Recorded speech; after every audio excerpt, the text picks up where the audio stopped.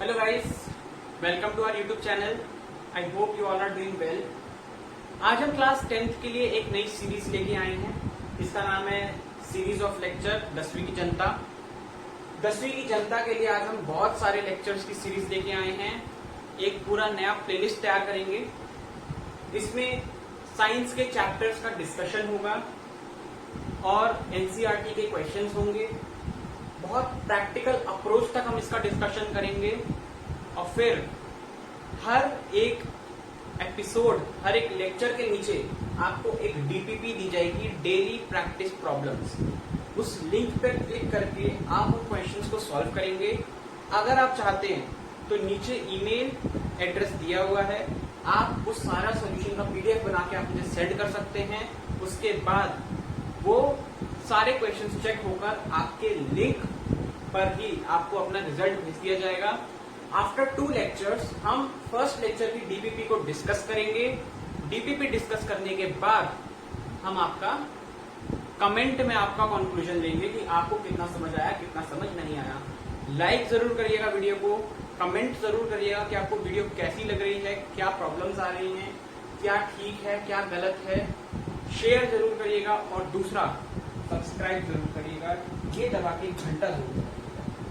तो चलिए आज का पहला चैप्टर इलेक्ट्रिसिटी क्लास 10th के लिए हम लोग स्टार्ट करते हैं। इलेक्ट्रिसिटी क्या है?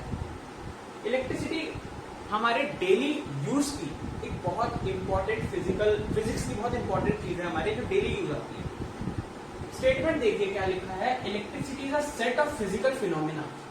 ये वर्ड देखिए, electricity is a set of physical phenomena associated with the presence of motion, presence and motion of matter that has a property of electric charge. One of the important property of electric charge. जिस भी matter में electric charge की property है, उस matter को हम electricity की study के अंदर डाल देते हैं। इलेक्ट्रिसिटी की स्टडी के अंदर डाल देते हैं। और ये क्या है? एक फिजिकल फिनोमिना है। फिजिकल फिनोमिना वो फिनोमिना होते हैं जो डेली लाइफ में आते हैं, जो डेली लाइफ के फिजिक्स है। जैसे इलेक्ट्रिसिटी है, लाइट है, साउंड है, ये सारे के सारे जो है ये हमारे डेली लाइफ के हैं। क्योंकि अभी आपका और मेरा इंटरेक्शन हो रहा है, ये साउंड से हो रहा है। और दूसरा कम्युनिकेशन, टेली कम्युनिकेशन से हो रहा है। ये भी फिजिक्स एक डेली लाइफ फिजिक्स है। इसी तरीके से इलेक्ट्रिसिटी भी हमारी डेली लाइफ फिजिक्स है, क्योंकि बिना इलेक्ट्रिसिटी के हम कुछ नहीं कर सकते। फॉर एग्जांपल, आपको फोन चार्ज करना है, बिना इलेक्ट्रिसिटी के आप फोन चार्ज नहीं कर सकते। कहेंगे कुछ लोग यहाँ कर सकते हैं पावर बैंक से। पावर बैंक कैसे चार्ज करोगे? इलेक्ट्रिसिटी से चार्ज करोगे। सो इलेक्ट्रिसिटी आपकी बेसिक नीड है। आपको हर जगह इलेक्ट्रिसिटी चाहिए ही चाहिए। छोटा सा बल्ब जलाने से लेकर बड़ी फैक्ट्री चलाने तक आपको इलेक्ट्रिसिटी का यूज है। तो इलेक्ट्रिसिटी हमारी डेली यूज की चीज है। डेली यूज, हम इसको डेली यूज करते हैं इलेक्ट्रिसिटी को। बट इलेक्ट्रिसिटी का जनरेशन क्या है, इलेक्ट्रिसिटी के अंदर बेसिक चीजें क्या हैं, वो हम डिस्कस करेंगे इस लेक्चर में। तो सबसे पहला जो हमारा आता है वो आता है, सबसे पहली चीज जो हमें डिस्कस करने को आती है वो होती है इलेक्ट्रिक चार्ज क्या होता है। सबसे पहले हम इलेक्ट्रिक चार्ज को डिस्कस करते हैं।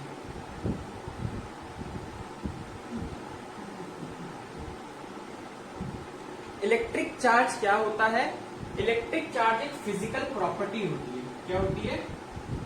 फिजिकल प्रॉपर्टी होती है। अभी मैंने डिस्कस करा था कि इलेक्ट्रिसिटी एक फिजिकल फिनोमिना है और इस फिनोमिना को करने के लिए एक प्रॉपर्टी लगती है। वो फिजिकल प्रॉपर्टी क्या है? वो फिजिकल प्रॉपर्टी है इलेक्ट्रिक चार्ज। वो फिजिकल प्रॉपर्टी क्या है? वो फिजिकल प्रॉपर्टी है इलेक्ट्रिक चार्ज। और इलेक्ट्रिक चार्ज की डेफिनेशन क्या कहती है? A physical property of a matter और a substance. A physical property of a matter or a substance which cause it to experience a force when come in contact with other matter। क्या मतलब है?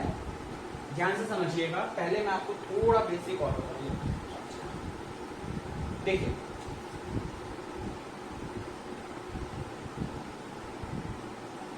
Electric charge एक physical property है।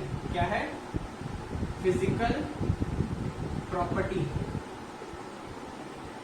इस physical property का काम है कि जब भी दो मैटर जो कि चार्ज्ड हैं वो एक दूसरे के करीब आते हैं तो एक फोर्स एक्सपीरियंस करते हैं। क्या करते हैं? फोर्स एक्सपीरियंस करते हैं। जब भी ऐसा कोई फिनोमिना होता है हम उसमें कहते हैं कि वो इलेक्ट्रिकली चार्ज है, उसमें एक इलेक्ट्रिक चार्ज प्रेजेंट है। So electric charge is a physical property of a matter or a substance which experienced is to a force when come with another matter contact। किसी भी another matter contact में आता है तो एक force experience करता है। बस इतना सा इलेक्ट्रिक चार्ज। लेकिन इलेक्ट्रिक चार्ज ने ही पूरी इलेक्ट्रिसिटी का जनरेशन किया है। ठीक है, पूरी इलेक्ट्रिसिटी का जनरेशन हमारा इलेक्ट्रिक चार्ज ने किया। इलेक्ट्रिक चार्ज दो टाइप के होते हैं।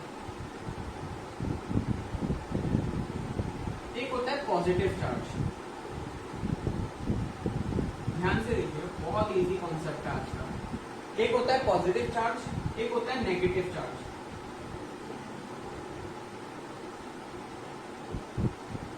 पॉजिटिव चार्ज को हम प्लस से डिनोट करते हैं, नेगेटिव चार्ज को हम माइनस से डिनोट करते हैं। साथ ही साथ इनके एक एक नाम एक्स्ट्रा है। अगर आपने chapter 3 chemistry class 9 atom and molecules पढ़ा होगा तो ये दो नाम आपको पता होंगे। एक नाम है प्रोटॉन, एक नाम है इलेक्ट्रॉन। नेगेटिव चार्ज को हम इलेक्ट्रॉन कहते हैं, पॉजिटिव चार्ज को हम प्रोटॉन कहते हैं।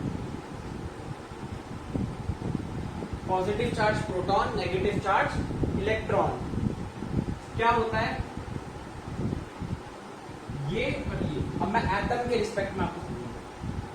ये मेरा न्यूक्लियस है, न्यूक्लियस के आसपास मेरे ऑर्बिट्स होते हैं। क्या होते हैं? ऑर्बिट्स। ये ऑर्बिट्स है। ये मैंने कहा ये मेरा न्यूक्लियस है। मैंने बताया था अभी कि एक प्रोटॉन और एक इलेक्ट्रॉन है। प्रोटॉन और इलेक्ट्रॉन दोनों ही न्यूक्लियस के अंदर होते हैं। प्रोटॉन और इलेक्ट्रॉन दोनों ही न्यूक्लियस के अंदर होते हैं, बट इलेक्ट्रॉन ऑर्बिट्स में भी होते हैं। नेगेटिव चार्ज हमारा ऑर्बिट में भी होता है। ये मैंने क्यों बताया है, इसको अभी जब हम इलेक्ट्रिफिकेशन पढ़ेंगे तब आपको समझ में आएगा। नेक्स्ट टॉपिक की तरफ हम लोग बढ़ते हैं। बीच में थोड़ा सा वीडियो कट आया होगा, ट्रिम करना पड़ता है वीडियो। रिप्रेजेंटेशन ऑफ चार्ज क्या होता है, प्रॉपर्टीज ऑफ इलेक्ट्रिक चार्ज क्या होती है। अभी प्रीवियसली हमने देखा कि चार्ज दो टाइप के हैं, पॉजिटिव चार्ज, नेगेटिव चार्ज, और इलेक्ट्रॉन और एटम में किस तरीके से डिवाइड है हमने वो भी देखा। अब हम इलेक्ट्रिक चार्ज को रिप्रेजेंट कैसे कर रहे हैं वो देखते हैं। इलेक्ट्रिक चार्ज का सिंबल ध्यान से देखिएगा, इलेक्ट्रिक चार्ज का सिंबल होता है Q, या फिर हम इसको स्मॉल q से भी डिनोट करते हैं। इलेक्ट्रिक चार्ज का सिंबल होता है कैपिटल Q, या फिर इसको हम स्मॉल q से भी डिनोट करते हैं। और इलेक्ट्रिक चार्ज की जो SI यूनिट है वो एक साइंटिस्ट के नाम पे है, कूलॉम, और इसको हम डिनोट करते हैं कैपिटल C से। इसको हम डिनोट करते हैं कैपिटल C से। एग्जाम्पल देखते हैं। एग्जाम्पल में देखिए, सबसे पहले तो Q is equal to +5 coulomb, small q is equal to -5 coulomb, और you can say small q is equal to +7 coulomb, और ऐसे बहुत सारे। मतलब ये एक तरीके से आपको समझ में आ गया होगा कि representation of charge during the time of numericals हम किस तरीके से करते हैं। और अगर मैं इसी रिप्रेजेंटेशन को ध्यान से देखिएगा, एक तरीका और है लिखने का। अगर मैं इसको केवल ऐसे लिखूं Q is equal to 2 coulomb, तो इसका मतलब है कि मेरा जो चार्ज पार्टिकल है वो पॉजिटिवली चार्ज है। कैसा है? वो पॉजिटिवली चार्ज पार्टिकल है मेरा। नेगेटिवली शो करने के लिए हमें नेगेटिव साइन लगाना पड़ेगा, लेकिन जब हम पॉजिटिव शो करते हैं तो प्लस लगाओ ना लगाओ दोनों में वो प्लस ही माना जाता है। ठीक है। अब कैपिटल Q और स्मॉल q में कंफ्यूज मत होना कि कैपिटल Q प्लस वाले के साथ लगा है, स्मॉल q माइनस वाले के साथ लगा है, ऐसा कुछ नहीं है। कैपिटल Q को आप -5 कूलॉम भी नोट कर सकते हो, स्मॉल q को आप +7 कूलॉम भी नोट कर सकते हो। आप किसी भी q को देख सकते हो, बस q को समझना है कि q जो है हमारा सिंबल है।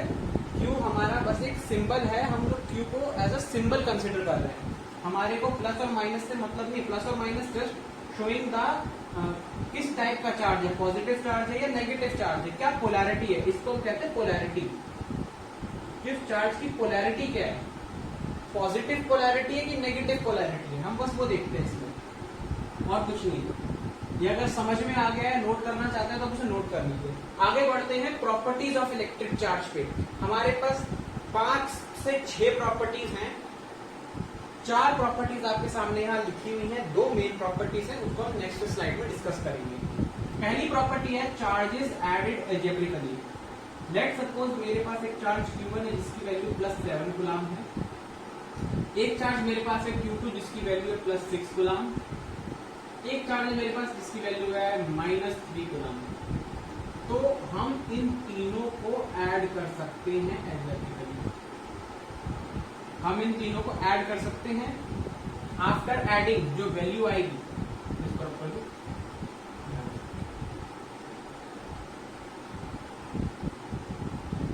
जब हम तीनों को ऐड कर देंगे तो वैल्यू आएगी +7C +6C +-3C। और जब तुम इसे ऐड करोगे 7 13C -3C गेट 10C। तो ऐड करने के बाद हमारे पास एक नया चार्ज हो गया। जब पूरे कंसीडर हम लोग कर लेते हैं एल्जेब्रिक एडिशन से, हमारे पास 10 कूलम आ जाता है। तो बस हम ये कहना चाहते थे इस प्रॉपर्टी में कि जितने भी चार्जेस की वैल्यू हैं हम उनको एल्जेब्रिकली ऐड कर सकते हैं, और सब्ट्रैक्ट करना हो तो सब्ट्रैक्ट भी कर सकते हैं, है ना। एडेड एल्जेब्रिकली हो जाती है आराम से add. Positive charge, negative charge, कोई भी चार्ज, आपका एल्जेब्रिक आंसर आ जाए। सेकेंड प्रॉपर्टी है इलेक्ट्रिक चार्ज आर कंजर्व।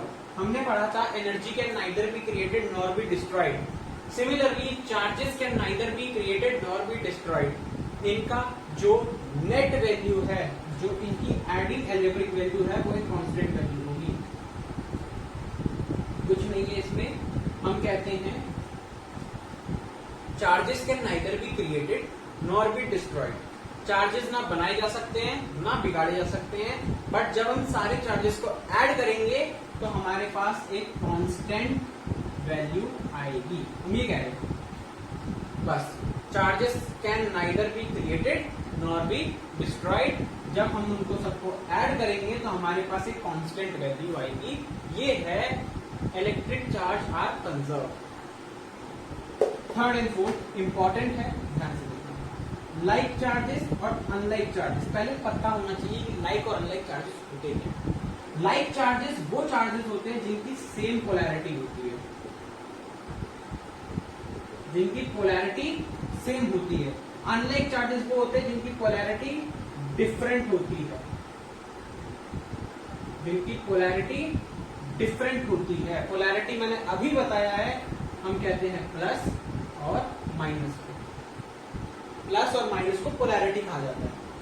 तो सेम पोलैरिटी के चार्जेस, अगर मेरे पास एक चार्ज ये है, एक चार्ज ये है, ये भी प्लस क्यू चार्ज है, ये भी प्लस क्यू चार्ज है, एक चार्ज ये है प्लस, एक चार्ज ये है माइनस। ध्यान से, ये थर्ड के लिए मैंने बनाया, ये कंडीशन फोर्थ के लिए बनाया।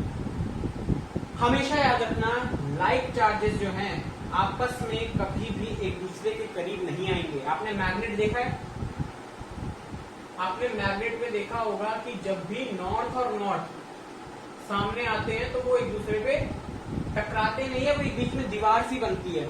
हम लोगों को ऐसा लगता है कि बीच में कोई दीवार सी क्रिएट हो रही है। तो इसी तरीके से जब पॉजिटिव और पॉजिटिव चार्ज एक दूसरे की तरफ बढ़ते हैं तो यहाँ पे भी एक अजीब सी दीवार टाइप क्रिएट हो जाती है, जिसके कारण इनमें एक रिपल्शन होता है, ये एक दूसरे दूर भागते हैं। तो हम यहाँ कह सकते हैं कि लाइक चार्जेस जो हैं, like charges repel each other, like charges repel each other.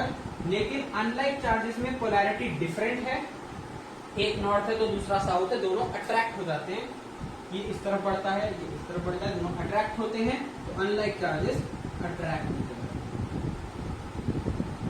Question इसमें उठ सकता है आप लोगों के माइंड में, क्या ये प्लस में ही होता है? नहीं, ये माइनस में भी होता है। अगर मैं यहाँ पे दोनों साइन माइनस ले लूं तो ये माइनस साइन भी एक दूसरे से दूर भागेंगे। जब अगर ये प्लस माइनस हुआ अलग अलग तो ये अट्रैक्ट होंगे, बाकी दोनों कंडीशंस में ये रिपेल होंगे। ये था like charge. Unlike charge, electric charges are conserved, can neither be created nor be destroyed.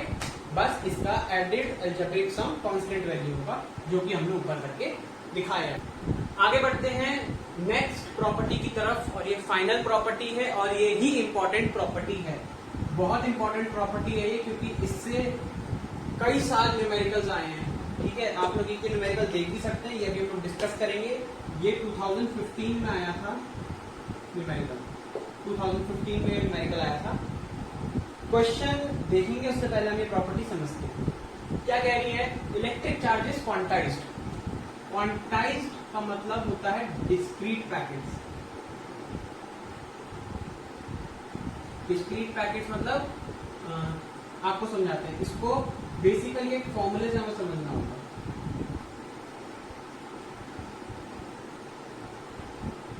देखिए, मैंने आपको कहा था क्यू का भी इलेक्ट्रिक चार्ज होता है। ई मैंने अभी आपको नहीं बताया, ई मैं बता दूं, ये होता है चार्ज ऑफ इलेक्ट्रॉन, और इसकी वैल्यू होती है 1.6 इंटू 10 की पावर -19 कूलम। ये हमने इसका मैग्नीट्यूड लिखा है। अगर हम इसको बिना मैग्नीट्यूड के लिखेंगे तो यहाँ एक माइनस साइन आएगा, बिकॉज इलेक्ट्रॉन नेगेटिव चार्ज होता है। ठीक है ना? तो अगर मैं इसको मैग्नीट्यूड में लिख रहा हूँ तो मैग्नीट्यूड मतलब मॉड, मॉड वैल्यू को माइनस से प्लस कर देता है, तो माइनस हटके यहाँ पे प्लस आता है। ठीक है, इलेक्ट्रिक चार्ज Q एंड यहाँ पे N है number of electrons in given system, in given object. N है मेरा number of electrons in given object. क्या मतलब है इसका? अगर मैं एक मैटर कंसिडर करूं, लेट सपोज मैंने एक ये मैटर कंसिडर करा, इसमें मेरे कई सारे इलेक्ट्रॉन्स हैं, मान लो 12-15 इलेक्ट्रॉन्स जो भी हैं। कितने इलेक्ट्रॉन्स हैं? ये बहुत सारे इलेक्ट्रॉन्स और रैंडम इलेक्ट्रॉन्स हैं, फ्री इलेक्ट्रॉन्स हैं। हम कह रहे हैं कि electric charge is quantized. Quantized मतलब कि छोटे छोटे डिविजन हो रखे हैं इसके इलेक्ट्रॉन्स में, इलेक्ट्रॉन की तरह ही डिवाइड रखा है। और इस पूरे सिस्टम का चार्ज, क्या है? Q। और वो पूरे सिस्टम का चार्ज Q स्मॉल इलेक्ट्रॉन्स में डिवीजन हो रखा है, स्मॉल इलेक्ट्रॉन्स में डिवीजन हो रखा है। मतलब अगर मैं कहूं कि इसके अंदर 15 इलेक्ट्रॉन्स हैं, मान लो मैंने कहा कि इस सिस्टम के अंदर 15 इलेक्ट्रॉन हैं, तो इस पूरे सिस्टम का जो चार्ज है वो इन 15 इलेक्ट्रॉन्स के पास है। किसके पास है? इन 15 इलेक्ट्रॉन्स के पास पूरे सिस्टम का चार्ज है। एक इलेक्ट्रॉन का चार्ज 1.6 इंटू 10 की पावर -19 है, तो पूरे सिस्टम जिसमें 15 इलेक्ट्रॉन है उसका चार्ज हो जाएगा 15 मल्टीप्लाई 1.6 इंटू 10 की पावर -19 Q। और इस फॉर्मूले से अगर इसे कंपेयर करें, Q is equal to NE। N की वैल्यू 15, E की वैल्यू 1.6 इंटू 10 की पावर -19 कूलम। तो ये चीज हमें पूरे सिस्टम का चार्ज देगी कि इस पूरे सिस्टम में Q चार्ज की वैल्यू 15 इंटू 1.6 इंटू 10 की पावर -19 कूलम प्रेजेंट है। तो हम ये कह सकते हैं कि electric charges quantized discrete packets, quanta small photon, जैसे लाइट में हम लोग पढ़ेंगे आगे चल के 11th-12th में, तब की बात है ये। तो डिस्क्रीट पैकेट्स मतलब आप अभी के लिए समझ लीजिए कि छोटे छोटे टुकड़ों में बट जाता है। तो यहाँ पे टुकड़े जो हैं वो इलेक्ट्रॉन है, छोटे छोटे इलेक्ट्रॉन्स में उसका डिवीजन हो गया है। और पूरे इलेक्ट्रॉन का जब हमने मल्टीप्लीकेशन करा with the charge of 1 electron, तब हमें पूरे सिस्टम का चार्ज मिल गया। पूरे सिस्टम में जो चार्ज था वो हमें मिल गया। इसको फॉर्मूला बहुत इंपॉर्टेंट है, यहाँ समझते हैं। ये इंपॉर्टेंट, सबसे इंपॉर्टेंट यही चीज है, ये formula. Q is equal to N E, क्योंकि यहाँ से हमारे को कैपिटल Q निकालने में आसानी होगी, स्मॉल Q निकालने में स्मॉल Q कैपिटल Q की चीज है, N निकालने में आसानी होगी। और E तो हमें पता ही है, E की वैल्यू तो पता ही है 1.6 इंटू 10⁻⁻19 कूलम, ये तो वैल्यू हमको याद है। अब हम ये क्वेश्चन डिस्कस कर रहे हैं, calculate number of electron constituting 1 coulomb of electric charge. 1 coulomb of electric charge में कितने नंबर ऑफ इलेक्ट्रॉन्स प्रेजेंट होंगे? कि मेरा एक सब्सटेंस है, मैंने कहा इस पे 1 कूलम चार्ज है, 1 कूलम, अब मुझे होगा इसमें कितने नंबर ऑफ इलेक्ट्रॉन हैं, ताकि वो क्वांटाइज्ड हो गया अंदर टूट के। So Q is equal to N E, पता ही अपने को, हमें क्या निकालना है, N निकालना है, E पता है, Q पता है। Q हमारा 1 कूलम है, N हमारा पता नहीं है, ये होता है 1.6 इंटू 10⁻⁻19, इसको 1 के साथ डिवाइड करेंगे, so 1/1.6 into 10⁻⁻19 that is equal to N। On solving पूरी वैल्यू अगर हम सॉल्व करेंगे तो N की वैल्यू आएगी 6.25 इंटू 10⁻18, ये हमारी N की वैल्यू आएगी। इसको आप सॉल्व करेंगे, बेसिकली आपको फॉर्मूला यूज करना आना चाहिए और चीजें पता होनी चाहिए। इलेक्ट्रॉन, नंबर ऑफ इलेक्ट्रॉन पूछा है, क्या क्या दिया है, 1 कूलम चार्ज दिया है, और E की वैल्यू तो हमें याद रखनी है, E की वैल्यू तो यही रहेगी हमेशा 1.6 इंटू 10⁻⁻19, E की वैल्यू कभी चेंज नहीं होगी। E का, क्योंकि ये तो वैल्यू ऑफ चार्ज है, चार्ज की वैल्यू तो इलेक्ट्रॉन के लिए सेम रहेगी, इलेक्ट्रॉन के लिए भी वही चार्ज है, और चार्ज ऑफ प्रोटॉन भी 1.6 इंटू 10⁻⁻19 कूलम, ये दोनों वैल्यूज जो है सेम रहती है, ये वैल्यूज चेंज नहीं होंगी, क्योंकि ये चार्ज की फिक्स वैल्यू है, ठीक है ना। ये न्यूमेरिकल इंपॉर्टेंट था जस्ट बिकॉज आपको इस फॉर्मूले को यूज करना आना चाहिए, और दूसरी चीज आपको ये पता होना चाहिए कि पूरा चार्ज कैसे इलेक्ट्रॉन में डिवाइड हो रहा है। अब 1 कूलम चार्ज 6.25 इंटू 10⁻18 इलेक्ट्रॉन्स में डिवाइड होगा पूरे मैटर के अंदर, ये समझना बहुत इंपॉर्टेंट था, इसीलिए ये फॉर्मूला इंपॉर्टेंट था। आगे बढ़ते हैं हम लोग नेक्स्ट कॉन्सेप्ट की तरफ, इलेक्ट्रिक करंट, बहुत इंपॉर्टेंट कॉन्सेप्ट है। नेक्स्ट टॉपिक है हमारा इलेक्ट्रिक करंट का। इलेक्ट्रिक करंट का टॉपिक इंपॉर्टेंट है, ध्यान से सुनिएगा।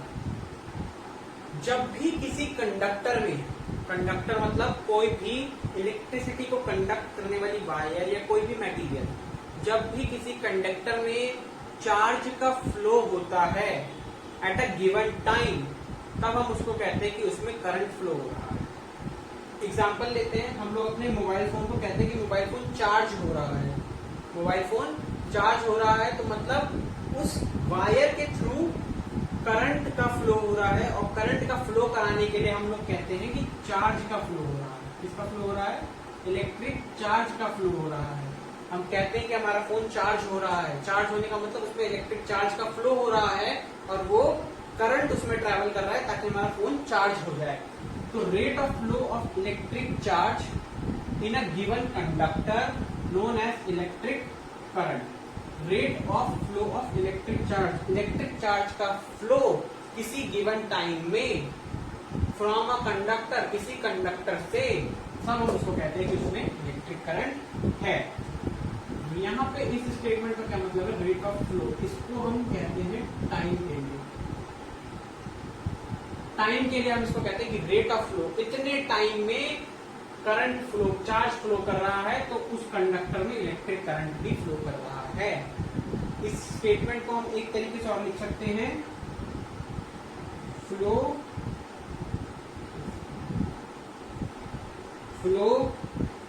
Of electric charge, flow of electric charge per unit time is known as electric current, is known as electric current। हम इसको ये भी कहते हैं कि flow of electric charge per unit time is known as electric current, per unit time is known as electric current। और per unit time किसमें? in a conductor, किसी भी कंडक्टर में फ्लो कर रहा है। Flow of electric charge per unit time in a conductor is known as electric current, is known as electric current. इसका symbol है कैपिटल आई, इसका सिंबल है कैपिटल आई। इसकी एसआई यूनिट एक साइंटिस्ट के नाम पे है एम्पियर, सिंबल हम इसको देते हैं ए। हम इसका फॉर्मूला डिस्कस करते हैं। अभी हमने एक स्टेटमेंट देखी है, flow of electric charge per unit time, यहीं से फॉर्मूला डेराइव होता है। I is equal to Q by T, I is equal to Q by T, charge per unit time. Current symbol हमारा करंट का I था, charge Q था, time T था, तो current is charge per unit time. तो ये हमारा flow of current का फॉर्मूला है, I is equal to Q by T, और एक इंपॉर्टेंट फॉर्मूला है, इसको माफ कर दो। यहां से हमारी दो एसआई यूनिट और आती है। चार्ज की एसआई यूनिट थी हमारी कूलाम, टाइम की एसआई यूनिट हमारी सेकेंड। तो यहां से एक एसआई यूनिट बनती है कूलाम पर सेकेंड, और इसी से हम एक और डिराइव करते हैं कूलाम सेकेंड माइनस वन, क्योंकि जब ये ऊपर शिफ्ट होगा सेकेंड तो हम इसको सी एस इनवर्स लिखते हैं, क्योंकि 1/s को इनवर्स बोला जाता है, तो ये सी एस इनवर्स लिखा जाता है। ठीक है, इसमें ये बताना था। एक फॉर्मूला मेन था ये। इसी फॉर्मूला को हम थोड़ा सा आगे और शिफ्ट कर सकते हैं। कैसे शिफ्ट कर सकते हैं? क्यू का फॉर्मूला हमने पढ़ा था अभी, n e, so I is equal to n e by T. तो ये in terms of electron and number of electrons, charge of electron, number of electron की टर्म्स में हमारा ये फॉर्मूला बन जाता है, I is equal to N E by T. अब चार्ज को, करंट को रिप्रेजेंट कैसे करते हैं? I is equal to 5 ampere, I is equal to 5 coulomb per second, I is equal to 5 coulomb second minus one. ये इसकी representation हो गई। बेसिकली आपको इस सब में से क्या चीज मेन याद रखनी है, और डेफिनेशन कोई भी आपको ये याद होगी, ये डेफिनेशन याद रखो, ये याद होगी, ये डेफिनेशन याद रखो। बेसिकली आपको अगर डेफिनेशन याद नहीं हो रही है, आपको कॉन्सेप्ट पता है, तो आप डेफिनेशन अपने हिसाब से भी बना सकते हो, फॉर्मूले से भी आप डेफिनेशन बना सकते हो। Rate of flow of electric charge per unit time in a given conductor is known as electric current. It is represented by symbol I, it's SI unit is ampere, it's formula is I is equal to Q by T. Another SI units are coulomb per second, coulomb second minus 1. We can also represent formula of I is equal to Q by T such as I is equal to NE by T. ये था current का concept. Current का concept कुछ नहीं था, बस एक conductor से जितना चार्ज फ्लो कर रहा है गिवन टाइम t, उसको हम कहते हैं कि उसमें इलेक्ट्रिक करंट फ्लो कर रहा है। बेस्ट एग्जांपल है इसका मोबाइल। जब हम बोलते हैं चार्ज हो रहा है, फोन चार्ज हो रहा है, अब उसमें डायरेक्ट चार्जेस का एंट्री हो रही है, जिसको हम एक सीरीज, मतलब सीरीज में जब सारे चार्जेस जा रहे हैं, लाइन से चार्जेस जा रहे हैं, तब हम उसको कहते हैं कि करंट फ्लो कर रहा है, करंट फ्लो कर रहा है। तब हम बोलते हैं फोन चार्ज हो रहा है ना। तो इसका मतलब एक एक चार्ज तो नहीं जा रहा, पूरे लाइन से चार्जेस जा रहे हैं, और जब लाइन से चार्जेस जाते हैं तो हम उसको कहते हैं कि इलेक्ट्रिक करंट है। इलेक्ट्रिक चार्ज नहीं कहलाता, इलेक्ट्रिक चार्ज हम एक पर्टिकुलर उसको क्यू को कह रहे हैं, लेकिन जब वो सारे के सारे एक साथ जा रहे हैं तो वो इलेक्ट्रिक करंट हो जाता है चार्ज की तरह। आगे बढ़ते हैं, कुछ 2-3 ऐसा यूनिट्स और है इसकी, उसको देखते हैं, और फिर आगे एक प्रैक्टिकल अप्रोच इसकी देखते हैं। आगे बढ़ते हैं थोड़ा नेक्स्ट टॉपिक की तरफ। अभी हम लोगों ने डिस्कस किया था कि सी सेकेंड इनवर्स और सी पर इनवर्स एंड एम्पियर, ये 3 यूनिट हमने करंट के लिए डिस्कस की थी। 2 मेन टर्म्स हैं, इनको भी डिस्कस करते हैं। एक है माइक्रो, एक है मिली। माइक्रो को हम डिनोट करते हैं म्यू से, इसको म्यू कहते हैं। मिली को हम डिनोट करते हैं स्मॉल एम से। ये क्यों मैं बता रहा हूं, क्योंकि ये आगे आपके न्यूमेरिकल्स में करंट की एक दूसरी यूनिट फॉर्म बताएंगे। ये जो माइक्रो की वैल्यू है ये होती है 10 पावर माइनस 6, मिली वैल्यू होती है 10 पावर माइनस 3। ये क्यों बताया, ये देखिए, यहाँ देखिए करंट कैसे लिखा हुआ है। करंट लिखा है 5 small M coulomb second inverse, 5 small M coulomb second inverse. कई बार आपको पता ही नहीं होगा कि स्मॉल एम क्या है, तो पता होना चाहिए कि ये स्मॉल एम मिली है, और मिली की वैल्यू 10 पावर माइनस 3 होती है। तो आप इसको लिख सकते हो 5 into 10⁻³ coulomb second inverse. Similarly 5 micro ampere, 5 micro ampere, तो 5 माइक्रो की वैल्यू 10⁻⁶, तो 5 इंटू 10⁻⁶ एम्पियर, सीधा सीधा। Similarly I is equal to 5 milli coulomb per second, so you can write 5 into 10⁻³ coulomb per second। इस तरीके से भी करंट को डिसाइड किया जाता है, करंट की यूनिट्स को डिसाइड किया जाता है कि क्या यूनिट है इसकी, क्योंकि आप लोगों ने ये यूनिट्स पढ़े नहीं है, इनकी वैल्यूज को चेंज करना पड़ता है, ठीक है, इनकी वैल्यूज को चेंज करना पड़ता है, मिली, माइक्रो एंड मिली, ध्यान से, ठीक है ना। ये एक इंपॉर्टेंट कॉन्सेप्ट था, ये यूनिट कन्वर्जन में आता है, इसलिए समझना थोड़ा जरूरी था। आगे बढ़ रहे हैं हम लोग प्रैक्टिकल अप्रोच ऑफ करंट की तरफ। करंट की प्रैक्टिकल अप्रोच क्या है? करंट को मेजर करने के लिए हमारे पास प्रैक्टिकल लैब्स में एक डिवाइस होता है, उसको हम कहते हैं एमीटर, उसको हम कहते हैं एमीटर, उसकी स्पेलिंग होती है AMM, एमीटर। इसको हम डिनोट करते हैं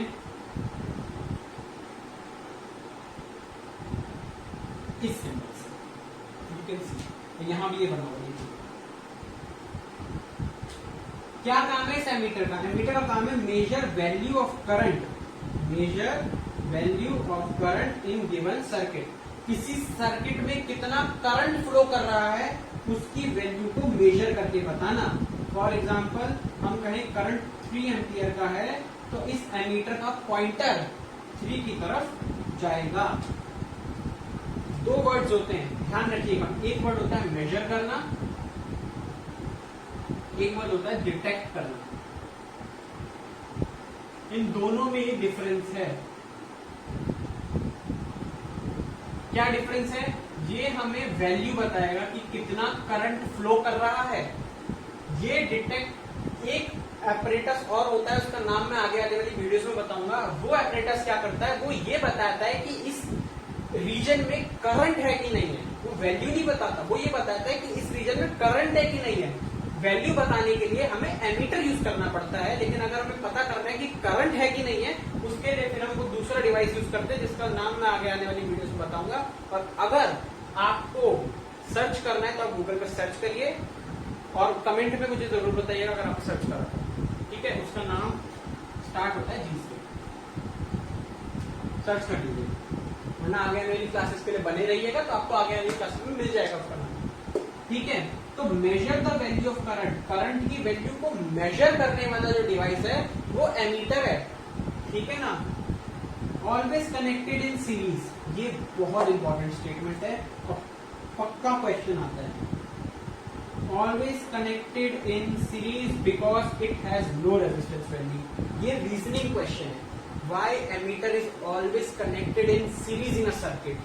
हमेशा एमीटर को सीरीज में ही क्यों कनेक्ट करते हैं किसी सर्किट में? हमेशा एमीटर को सीरीज में इसलिए कनेक्ट करते हैं क्योंकि एमीटर का रेजिस्टेंस बहुत कम होता है। एमीटर का रेजिस्टेंस बहुत कम होता है और आइडियल एमीटर, ये वर्ड याद रखिएगा, जो आइडियल, इसको नोट कर लीजिएगा बॉक्स बना के, आइडियल एमीटर है, ये आइडियल एमीटर जो होता है इसका रेजिस्टेंस 0 होता है। इसीलिए एमीटर को हमेशा सीरीज में कनेक्ट किया जाता है ताकि जो करंट फ्लो कर रहा है वो आराम से कर जाए, रुके ना। क्योंकि अगर रेजिस्टेंस होगा तो करंट अपोज होगा, करंट अपोज होगा, लेकिन जब रेजिस्टेंस 0 है और बहुत लो है तो करंट को एक फ्लो मिल जाएगा और करंट आराम से उस वायर से निकल जाएगा। फॉर एग्जांपल करंट हमारा यहाँ से स्टार्ट हुआ, पॉजिटिव टर्मिनल से ऊपर गया, यहाँ आया, रेजिस्टेंस से निकला, बल्ब से निकला, बल्ब से निकलने के बाद एमीटर से निकला। अगर यहाँ पे रेजिस्टेंस बहुत हाई होता तो करंट स्टॉप हो जाता, एमीटर से निकल गया, फिर घूम के वापस अपना नेगेटिव टर्मिनल। तो हमने ध्यान से एक चीज और देखने वाली है कि बैटरी के पॉजिटिव टर्मिनल से एमीटर का पॉजिटिव टर्मिनल कनेक्ट होता है।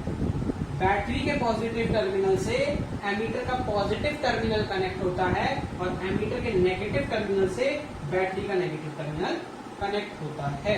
क्योंकि करंट का फ्लो कैसा होता है, पॉजिटिव टू नेगेटिव। तो जब मैं करंट मेजर करूंगा तो मुझे करंट को मेजर करने के लिए एमीटर को भी पॉजिटिव रूट ही रखना पड़ेगा, वरना एमीटर नेगेटिव पे रहेगा तो एंटर ही नहीं कर पाएगा। तो उसको एंट्री कराने के लिए हमें पॉजिटिव के रूट पे ही उसको रखना पड़ता है। तो पॉजिटिव पॉजिटिव, और यहाँ पे ये मत समझिएगा कि positive positive repel each other, वो चार्ज का कॉन्सेप्ट है। यहाँ पे हम फ्लो की बात कर रहे हैं, ठीक है।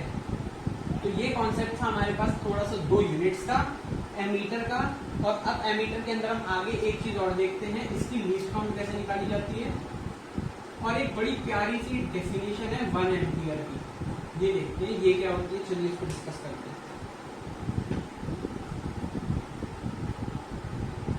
अब देखिए हम बात कर रहे हैं एमीटर के लीस्ट काउंट की। मान लो कि ये एक एमीटर का थोड़ा सा मैंने हिस्सा लिया हुआ है, और लीस्ट काउंट होता क्या है पहले वो समझते हैं। लीस्ट काउंट होता है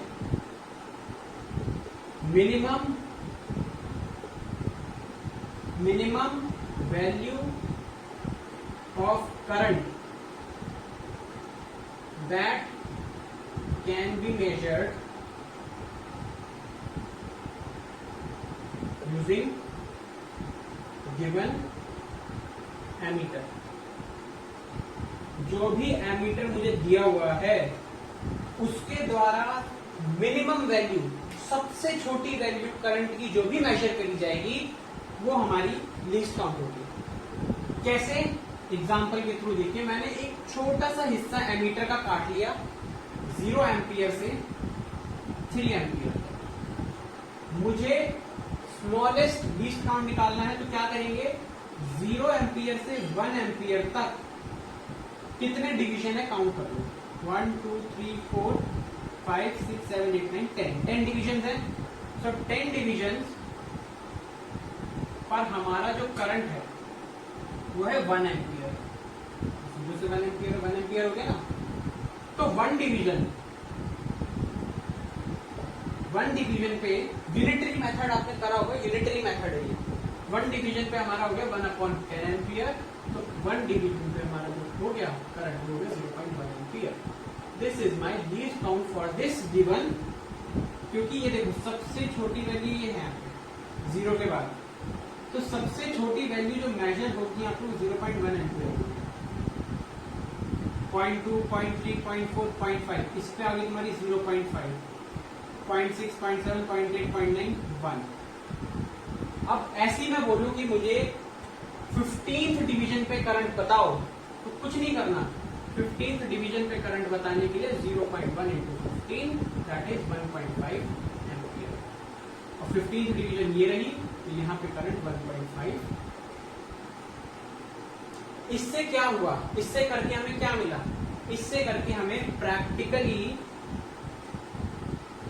प्रैक्टिकल में एक्यूरेसी मिली। क्या मिली? प्रैक्टिकल करते टाइम हमें लीस्ट काउंट की कैलकुलेशन करने से हमें प्रैक्टिकल में और एक्यूरेसी मिली। हमारे प्रैक्टिकल्स के आंसर और अच्छे आने लगे, बहुत अच्छे आंसर आने लगे। क्योंकि कई बार क्या होता है, हमारा पॉइंटर यहाँ पॉइंट कर जाता है, तो हम कंफ्यूज रहते हैं कि इस वैल्यू को लेके इस वैल्यू को लेके, देन वी विल कैलकुलेट कि हम इनको लेके मीन लेके कुछ कर दें, है ना। मतलब फिर हम अगर पॉइंटर हमारे यहाँ हो गए तो हम एक रैंडम वैल्यू ले लेते हैं कि ये ले लो या तो ये ले लो, है ना। इस तरफ ज्यादा है तो इस तरफ भी ले लो, इस तरफ ज्यादा इस तरफ भी ले लो। तो एक्यूरेसी लाने के लिए हम लोगों ने लीस्ट काउंट का कॉन्सेप्ट यूज करा कि हमारी वैल्यू और एक्यूरेट आए, इसीलिए हम लोग लीस्ट काउंट को यूज करते हैं। तो ये था हमारे पास बहुत बेसिक सा लीस्ट काउंट का मतलब क्या था। लीस्ट काउंट का मतलब मिनिमम वैल्यू करंट की जो हमारा एमीटर, गिवन एमीटर भी हमारे पास 3 टाइप के होते हैं, एक सिंपल एमीटर, एक मिली एमीटर, एक माइक्रो एमीटर। 3 टाइप के एमीटर होते हैं हमारे पास, तीनों में वैल्यू अलग अलग आई। और ये 2 यूनिट्स मैंने अभी आपको बताया, दोनों बताए हैं मैंने। मिली में 10⁻³ एम्पियर हो गया और इसमें हो गया 10⁻6 एम्पियर। गेटिंग? तो ये था हमारा लीस्ट काउंट का कॉन्सेप्ट। अब हमारा आगे का जो कॉन्सेप्ट है वो है 1 एम्पियर की डेफिनेशन। 1 एम्पियर की डेफिनेशन क्या होगी? एम्पियर मतलब करंट, इलेक्ट्रिक करंट की डेफिनेशन क्या थी? Rate of flow of electric charge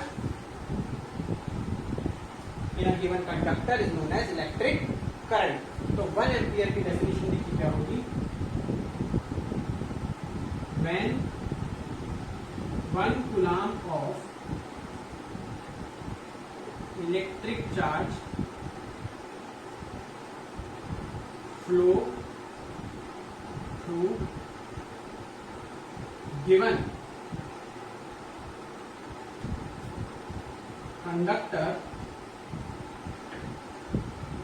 in 1 second, when 1 coulomb of electric charge flow through a given conductor in 1 second, then we can say that it has 1 ampere electric current। ये basic सी definition है। 1 ampere of current is equal to 1 coulomb upon में 1 second, that is ampere is equal to coulomb per second. Ampere is equal to coulomb per second, ampere लिखो coulomb per second लिखो, बात एक ही है। Ampere is equal to coulomb per second, समझ में आ गया। आगे बढ़ते हैं अपना अगले टॉपिक पे, जिसमें हम लोग डिस्कस करेंगे इलेक्ट्रिफिकेशन और फ्लो ऑफ करंट। ठीक है, तो आगे बढ़ते हैं। सबसे पहले तो फ्लो ऑफ करंट समझते हैं। डेफिनेशन क्लियर हो गई ना, बेसिक सी डेफिनेशन थी और इसमें एक्स्ट्रा कुछ नहीं था। आगे बढ़ रहे हैं हम लोग टॉपिक में इलेक्ट्रिफिकेशन की तरफ। क्या होता है इलेक्ट्रिफिकेशन?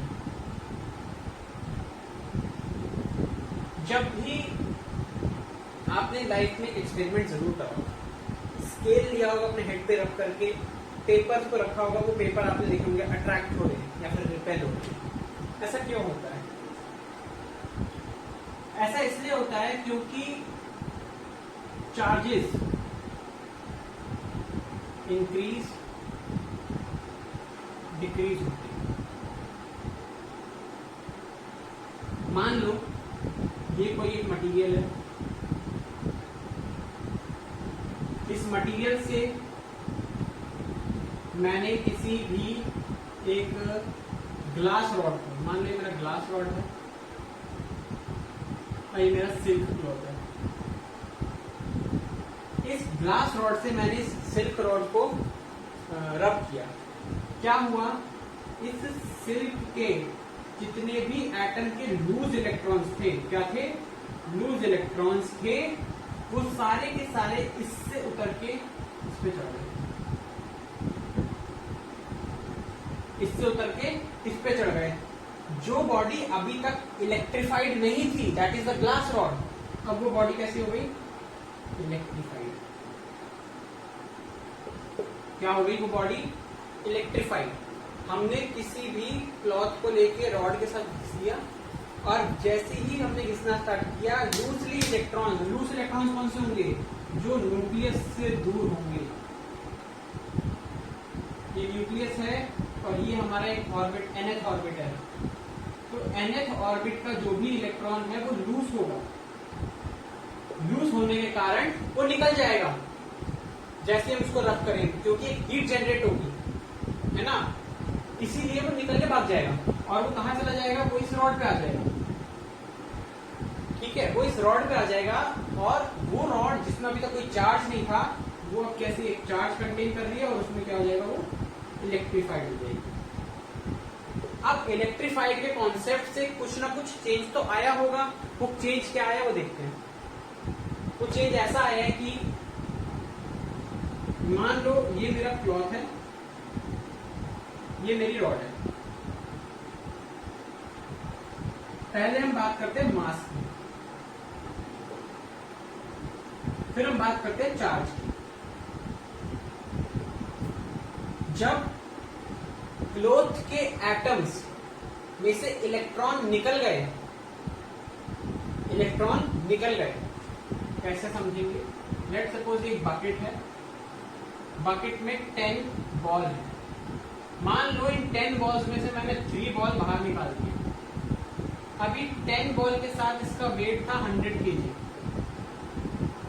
जैसे ही मैंने 3 बॉल्स निकाले, इसका वेट हो गया 70 kg। और बॉल्स अंदर कितने रह गए 70। ठीक है, मैंने क्या कहा कि 100 kg था जब इसके अंदर 10 बॉल्स थे, जैसे ही मैंने 3 बॉल निकाले उसका वेट कम हो गया। इसीलिए जब भी किसी भी सब्सटेंस, ऑब्जेक्ट, मैटर, पार्टिकल में से इलेक्ट्रॉन्स लूज होते हैं तो उसका मास डिक्रीज हो जाता है, और जिस चीज पर भी वो चले जाते हैं उसका मास इंक्रीज हो जाता है, उसका मास इंक्रीज हो जाता है। ये तो बेसिक है कि ऐसा ही होगा, पता है।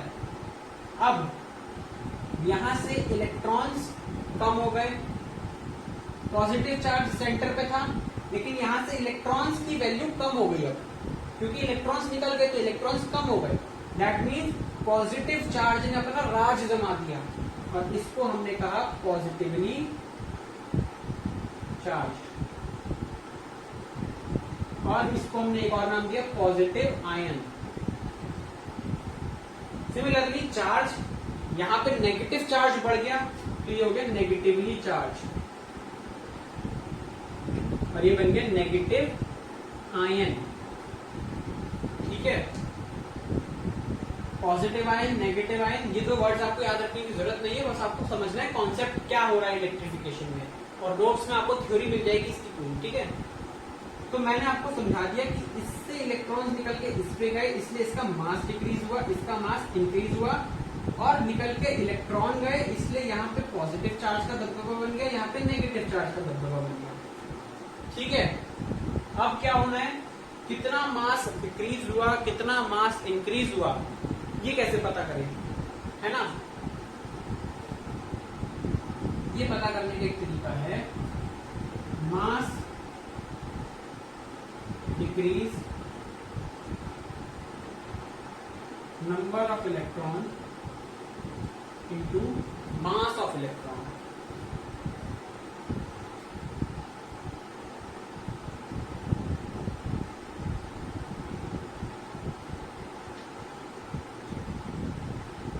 Number of electron into mass of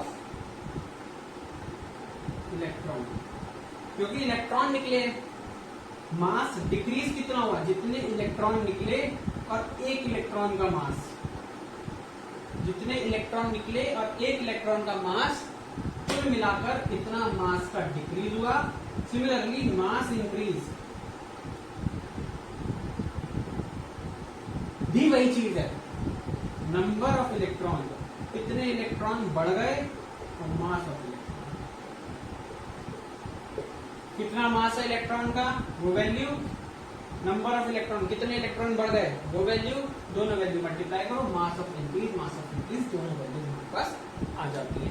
ये था कॉन्सेप्ट ऑफ इलेक्ट्रिफिकेशन। इलेक्ट्रिफिकेशन के कॉन्सेप्ट में कुछ नहीं था कि जब हम किसी दो बॉडी को आपस में रब करते हैं तो चार्जेस का आपस में इंटरचेंज होता है, जो भी बॉडी चार्ज लेती है उसको भी हम चार्ज्ड बॉडी कहते हैं, दैट इज इलेक्ट्रिफाइड बॉडी, और जो चार्ज दे रही है वो भी इलेक्ट्रिफाइड बॉडी ही है ना। आगे बढ़ रहे हैं, समझ नहीं आया होगा तो प्लीज कमेंट करके पूछ लीजिएगा, मैं आपको फिर से एक्सप्लेन कर दूंगा। नेक्स्ट आगे की तरफ बढ़ते हैं हम लोग, डायरेक्शन ऑफ करंट की तरफ, वो भी बहुत इंपॉर्टेंट और बेसिक टॉपिक है, डायरेक्शन ऑफ करंट। चलिए उसको भी देखते हैं। नेक्स्ट टॉपिक की तरफ हम लोग बढ़ रहे हैं, जो कि है हमारा डायरेक्शन ऑफ करंट, की करंट की क्या डायरेक्शन रहती है during the time of process. अपना जब वो करंट फ्लो करता है तो उसकी डायरेक्शन क्या होती है। पहली कंडीशन दे रखी है कि हमारे पास कंडक्टर है, हमेशा याद रखना कोई भी मैटर एटम से बना है, फ्री इलेक्ट्रॉन्स उसमें होंगे ही होंगे। हमारे पास एक कंडक्टर है, उस कंडक्टर में हमारे पास फ्री इलेक्ट्रॉन क्या है, फ्री इलेक्ट्रॉन है, रैंडम मूवमेंट हो रही है, ये इधर चल रहा है, ये इधर चल रहा है, ये पीछे आ रहा है, ये कहीं भी घूम रहा है, ये इधर निकल गया, ये इधर आ गया, कहीं भी इधर उधर मूवमेंट कर रहे हैं। क्या करा हमने एक बैटरी या सेल कनेक्ट कर दिया इस कंडक्टर से। क्या हुआ, जैसे हमने वो कंडक्टर के साथ कनेक्ट किया, सारे के सारे इलेक्ट्रॉन्स जो फ्रीली मूव कर रहे थे एक लाइन में क्या हो गए, लाइन में आ गए।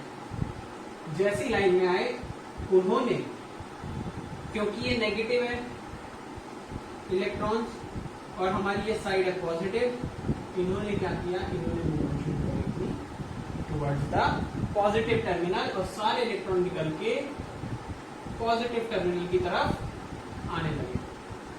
सारे इलेक्ट्रॉन कहाँ आने लगे, पॉजिटिव टर्मिनल की तरफ, और किसी वेलोसिटी के साथ आए, किसी वेलोसिटी के साथ आए। ऐसे नहीं कि मतलब मजे से आ रहे हैं, कुछ पता ही नहीं, वेलोसिटी आई कुछ, है ना। किसी वेलोसिटी के साथ उन्होंने मूव करना शुरू करा। उस वेलोसिटी का नाम है ड्रिफ्ट वेलोसिटी। क्या नाम है, क्वेश्चन आ जाता है कि जब भी करंट फ्लो करता है तो इलेक्ट्रॉन्स बैकवर्ड मूव करते हैं with the velocity, name the velocity, then the velocity is named to be as drift velocity. Current हमारा आगे की तरफ मूव कर रहा है और इलेक्ट्रॉन हमारे पीछे की तरफ मूव कर रहे हैं, तो यहां से एक स्टेटमेंट का जनरेशन होता है that electrons and current in a conductor move opposite to each other, एक दूसरे से अपोजिट डायरेक्शन में। करंट आगे की तरफ पॉजिटिव से नेगेटिव, इलेक्ट्रॉन पीछे की तरफ नेगेटिव से पॉजिटिव। और यही फैक्ट है, यही डायग्राम फैक्ट है कि पॉजिटिव से नेगेटिव ही हमारा करंट जाएगा, इलेक्ट्रॉन नेगेटिव है तो वो पॉजिटिव की तरफ आएगा। फैक्ट है ना, that electron and current in a conductor move opposite to each other. ये थी डायरेक्शन ऑफ करंट। आज का लेक्चर बहुत आसान है, बहुत बेसिक है। आज के लेक्चर में बस 2-3 मेन फॉर्मूला थे तो हम लोगों ने डिस्कस करे। उसी से रिस्पेक्ट में डीपीपी में क्वेश्चन होंगे, वो आपको सॉल्व करके मेल करने हैं। ठीक है, आप लोग खाली मत बैठिए, टाइम को यूटिलाइज करिए। बहुत अच्छा टाइम आप लोगों के पास, स्कूल बंद है, कॉलेज बंद है, बोर्ड में फोड़ दोगे आप लोग, विश्वास करो अपने पे। ठीक है, तो ये डायरेक्शन ऑफ करंट का इतना सा ही कॉन्सेप्ट था। बस इसमें 2 मेन क्वेश्चन बन रहे थे कि डायरेक्शन क्या है और कौन सी वेलोसिटी है। ठीक है, वेलोसिटी का नाम हो सकता है क्योंकि अब तो एमसीक्यू भी आने लगे हैं, इसीलिए हो सकता है आपसे एमसीक्यू में डायरेक्ट पूछ ले कि ड्रिफ्ट वेलोसिटी बता दीजिए क्या होती है।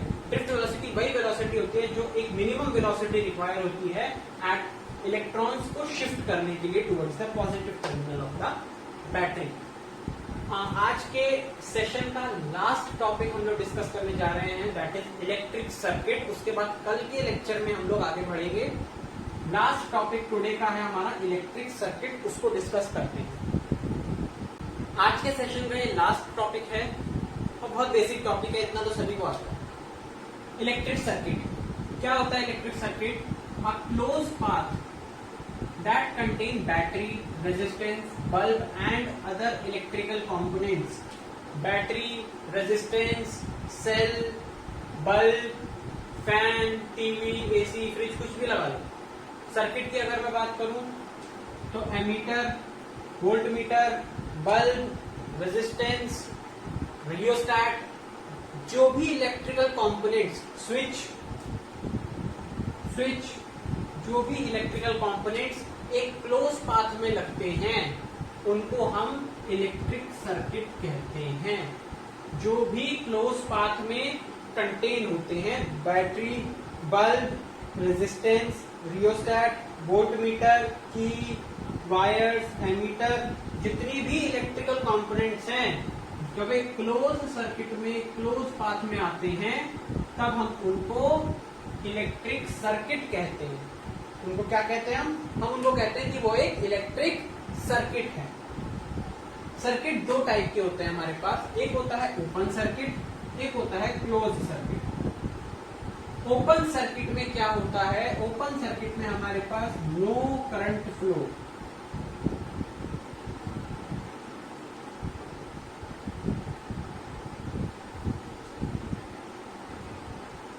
No current flow in given circuit. ये सर्किट लिखा है, इस सर्किट में करंट फ्लो नहीं करेगा क्योंकि ये स्विच इस समय ओपन है।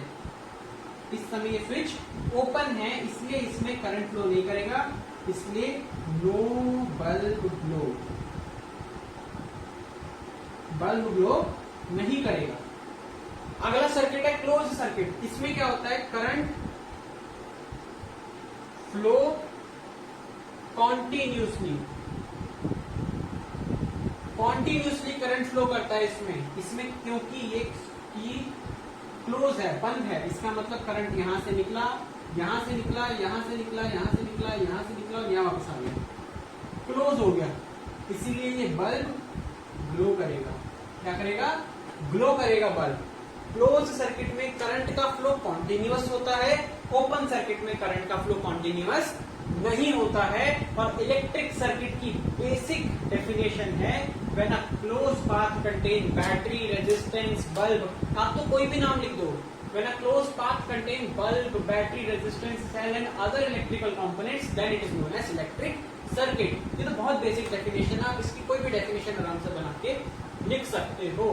तो ये था बेसिक इलेक्ट्रिसिटी का बेसिक जो हमने स्टार्ट कर दिया है, जिसमें आज हम लोगों ने इलेक्ट्रिक चार्ज डिस्कस करा है, हम लोगों ने इलेक्ट्रिक करंट डिस्कस करा है, इलेक्ट्रिक करंट के दोनों फॉर्मूले डिस्कस करे हैं, 5 SI यूनिट डिस्कस करी हैं, चार्ज का भी हमने फॉर्मूला डिस्कस करा है, चार्ज आर क्वांटाइज्ड हम लोगों ने डिस्कस करा है, और एंड में आते आते हम लोगों ने इलेक्ट्रिक सर्किट को भी डिस्कस करा है। आप लोगों से मेरी रिक्वेस्ट है कि नीचे दी हुई लिंक में डीपीपी उसको सॉल्व करें, उसका रिस्पांस आप लोग मुझसे शेयर करें, सो दैट मैं आप लोगों की जहां तक मदद कर सकूं करूं, क्योंकि हम लोग चाहते हैं कि आप लोगों का रिजल्ट अच्छा रहे और आप लोग हम पे अपनी कृपा बनाए रखें। अपनी कृपा आप हम पे कैसे बनाए रखेंगे? लाइक करके वीडियो और सब्सक्राइब करके घंटा दबा दीजिए, जिससे हमारे आने वाले वीडियोस के नोटिफिकेशन आपको मिलते रहे और हमारे लिए एक फैमिली क्रिएट हो जाए, जो एक लार्ज नंबर ऑफ फैमिली हो, जिसके साथ हम आगे बहुत अच्छा नई टेक्नोलॉजी के साथ वीडियोस को बनाएं। अभी तो हम व्हाइट बोर्ड पे स्टडी कर रहे हैं, अगर हमारी फैमिली बहुत ज्यादा बड़ी हो जाती है तो हम एक नई टेक्नोलॉजी की तरफ चलेंगे पढ़ाई को लेकर, क्योंकि अब डिजिटलाइजेशन का जमाना है, डिजिटल हो रहा है इंडिया। आप लोग भी डिजिटल होइए और डिजिटली पढ़ाई करने के लिए डिजिटली सपोर्ट करिए, सब्सक्राइब बटन दबाकर। मिलते हैं कल के दूसरे लेक्चर में, तब तक के लिए बने रहिए हमारे साथ, देखते रहिए टेक्नो उत्सव। डीपीपी सॉल्व करके मेल जरूर करिएगा, डीपीपी के डाउट्स भी आप मेल कर दीजिए, अगर आप चाहेंगे तो आपको पर्सनली मेल पे भी डाउट्स बता दिए जाएंगे, मगर अपना रिस्पॉन्स वेल रखिए और हमारे साथ जुड़िए, ताकि हम आपको बोर्ड्स तक ऐसा क्लियर कट कर दें कि आपके 100 में से 100 पक्के हो जाए। सो मिलते हैं नेक्स्ट वीडियो में, तब तक के लिए ऑल द बेस्ट।